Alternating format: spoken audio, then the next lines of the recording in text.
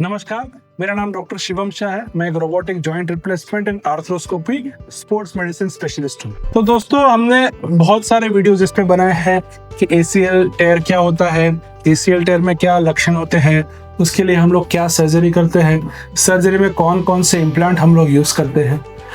इस वीडियो के माध्यम से हम ये आपको बताएंगे कि क्यों एसीएल सर्जरी फेल हो जाती है। हमारे पास बहुत सारे पेशेंट्स ऐसे भी आते हैं कि जिनको एसीएल सर्जरी के बाद अच्छा नहीं हुआ है। कुछ पेशेंट्स ऐसे आते हैं जिनकी अपेक्षा के मुताबिक उनको रिजल्ट नहीं मिला है, जो कि ये एक स्पोर्ट्स मेडिसिन का स्पेशलिस्ट सेंटर है। यहाँ पे हम ऐसे पेशेंट से बहुत डील करते हैं। तो ये वीडियो के माध्यम से मैं आपको ये बताऊंगा कि क्यों एसीएल सर्जरी के बाद कुछ लोग को रिकवरी आती है, कुछ लोग को रिकवरी नहीं आती। तो जो एसीएल सर्जरी होती है उसमें 90% ऑफ सर्जरी सक्सेसफुल होती है। 8 से 10% जो पेशेंट्स होते हैं उनको ये सर्जरी का जितना बेनिफिट मिलना चाहिए उतना कभी कभी नहीं मिलता है। तो इसके बहुत सारे कारण होते हैं। पहली चीज कि आपका ये ऑपरेशन कौन सी तकनीक से हुआ है और आपके जो डॉक्टर ये ऑपरेशन कर रहे हैं उनकी कितनी इसके ऊपर स्पेशलिटी है और ऐसे केसेस वो कितने रेगुलरली डील करते हैं।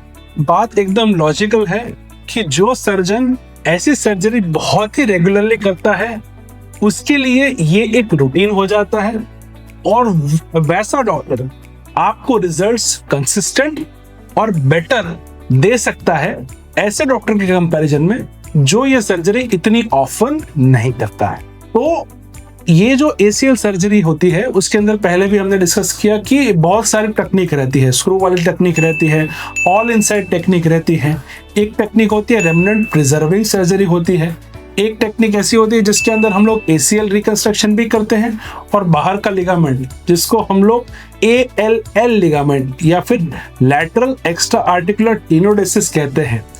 तो इसमें से कौन सी सर्जरी हुई है और आपको कौन सी सर्जरी का रिक्वायरमेंट था, उससे भी कभी कभी रिजल्ट्स अफेक्ट होते हैं।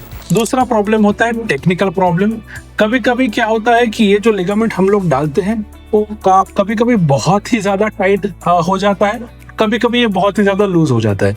जब ये बहुत ही ज्यादा टाइट हो जाता है, इसमें टेंशन बहुत ही ज्यादा होता है, तो पेशेंट को स्टिफनेस हो जाता है, यानी कि पैर पूरा मोड़ने में तकलीफ हो जाता है, जिसके अंदर नीचे बैठ के आलती पालती आप नहीं लगा पाओगे, कुकड़ू नहीं बैठ पाओगे।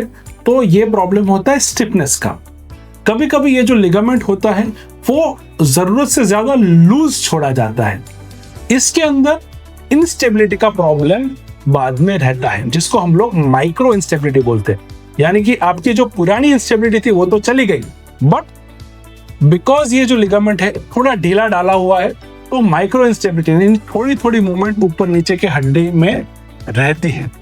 तो उससे भी कभी कभी पेशेंट्स को इतना सेटिस्फैक्शन नहीं मिलता जितना उनको चाहिए। तीसरा रीजन हम लोग बात करते हैं कि मल्टीपल लिगामेंटस इंजरी, यानी कि एसीएल यानी कि जो क्रूशिएट लिगामेंट है उसके साथ कभी कभी पीछे के लिगामेंट पीसीएल इंजरी, साइड के लिगामेंट एमसीएल इंजरी या फिर इस साइड के लिगामेंट एलसीएल इंजरी भी होती है। कभी कभी ये इंजरीज जो होती है वो एमआरआई में नहीं पकड़ी जाती। उसके लिए एक प्रॉपर क्लिनिकल एग्जामिनेशन जो डॉक्टर आपको एग्जामिन करता है वो बहुत ही जरूरी रहता है। सिर्फ और सिर्फ एमआरआई के रिपोर्ट के आधार से हम लोग इसके अंदर ट्रीटमेंट नहीं करना चाहिए। चौथे रीजन की हम लोग बात करते हैं, वो कभी कभी हमारा खुद का बॉडी ये एसीएल लिगामेंट को एक्सेप्ट नहीं करता है।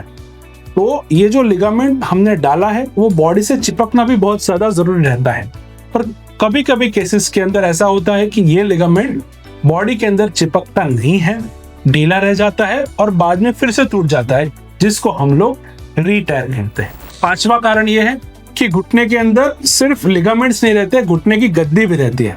अगर ये गद्दी का प्रॉपर हैंडलिंग नहीं हुआ है, गद्दी के अंदर रिपेयरिंग हो या गद्दी निकालने का काम बराबर से नहीं हुआ है, तो भी आगे जाके ये प्रॉब्लम कर सकता है। छठा रीजन ये है कि जब ये लिगामेंट इंजरी होता है, ये रोटेशनल इंजरी होता है, तो कभी कभी एसीएल के साथ एक साइड का लिगामेंट होता है जिसको हम लोग ALL लिगामेंट बोलते हैं, यानी कि एंट्रोलैटरल लिगामेंट।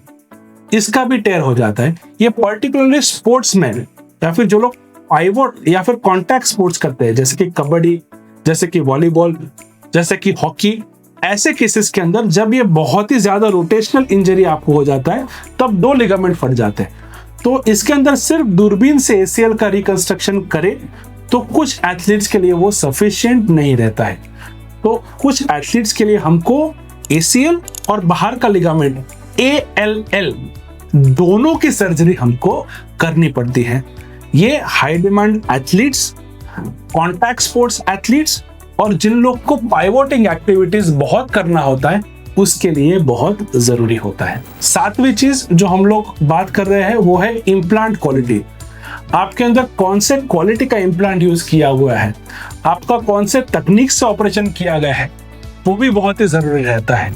और सबसे इंपॉर्टेंट जो पॉइंट है वो 8वां पॉइंट है, वो है फिजियोथेरेपी और रिहैबिलिटेशन। जाहिर सी बात है, जब ऐसा लिगामेंट टेयर हो जाता है, ACL टेयर हो जाता है, आप कुछ समय के लिए रेस्ट करते हैं, उसके बाद सर्जरी होता है और उसके बाद फिजियोथेरेपी स्टार्ट होता है।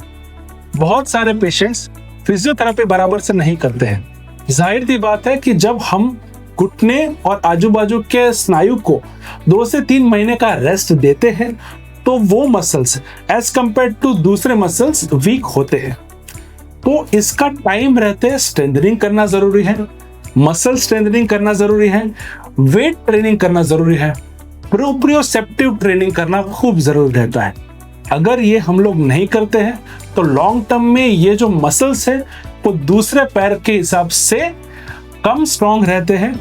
वो पैर कभी कभी पेशेंट्स को पतला फील होता है और ऐसे पेशेंट्स को भी जितना मिलना चाहिए वैसा रिजल्ट नहीं मिलता है। तो ये बहुत ज्यादा जरूरी है कि आप सर्जरी के बाद फिजियोथेरेपी प्रॉपरली कराएं।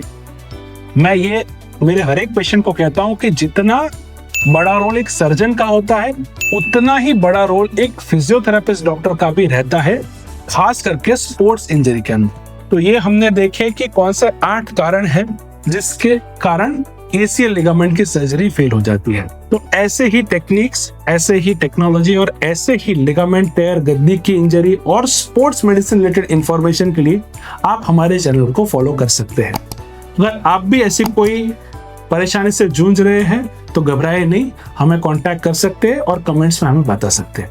Thank you so much.